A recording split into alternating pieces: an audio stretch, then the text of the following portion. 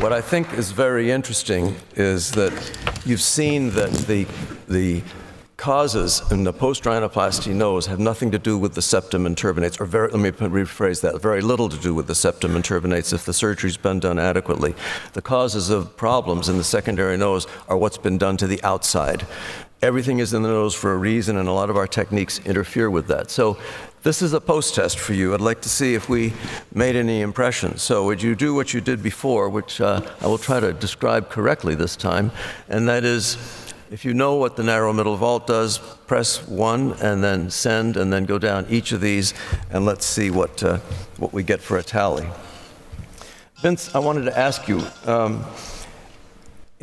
because the septum is so primary in your mind, I found very different things when I did my rhinomanometry study, and that is if I did a septoplasty on a primary or secondary nose, I got improvement on the side toward which the septum was deviated, but no total increase in flow. It was only when I fixed the valves that I got a big difference. So you're saying that if you do a good septoplasty and do your rhinoplasty, there's no obstruction postoperatively? And your patients, they still breathe, they breathe just as well? It depends, and it depends upon the degree of septal deviation. I think that in the average case where, and I agree with Dr. Sykes, that it's important to listen to the patient and see if they do indeed have problems breathing. And if it is not a septum that requires an extracorporeal septoplasty, then I'm very comfortable in doing a septum and using, and I also agree with Dr. Sykes that the internal nasal valve issues are frequently iatrogenic and should be avoided by avoiding over-resection of the upper lateral cartilages. But I firmly think that we have to be aware that we can't make things worse, that, as you stated before, structures are there for a reason, and that structure and function in this post-Darwinian age are firmly related to one another. Baumann, you may ask you, I'm trying to get through here in time, but you, above everybody, I think, emphasized nostril stenosis, which I think is very important postoperatively. What do you do when you see a stenotic nostril to enlarge it? How do you fix that problem secondarily? Well, it depends on what is causing the stenosis. If it is merely related to the collapse of the cartilages or lack of cartilages, I'm going to replace the cartilages.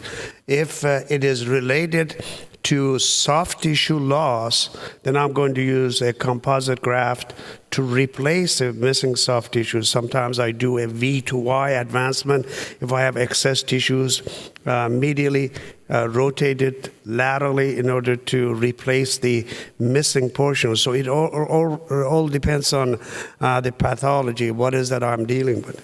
You put the composite graft sagittally also, so it makes the nostril bigger? Yes, yeah, actually you can put it sagittally. You can even put it in the roof of the nostril or roof of the vestibule. And John? Can I just ask one question about your study?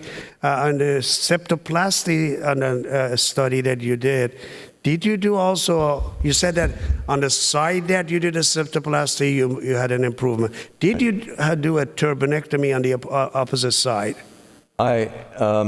Patients who needed, no, I didn't do turbinectomies on any of those patients, but I would often crush and outfracture the turbinate.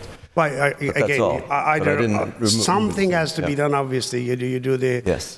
Because invariably there's a reactive hypertrophy involving the bone. I politely have to disagree with Vince that the turbinate shrinks. Turbinate, usually if it is enlarged for a long time, it occludes the bone, and the bone is not going to shrink. And by the time it shrinks, it's going to push the septum out of the midline anyway. So I don't depend on that. I conservatively reduce the turbinate. Obviously, you do outfracture. Something has to be done to the turbinate to equalize the airway.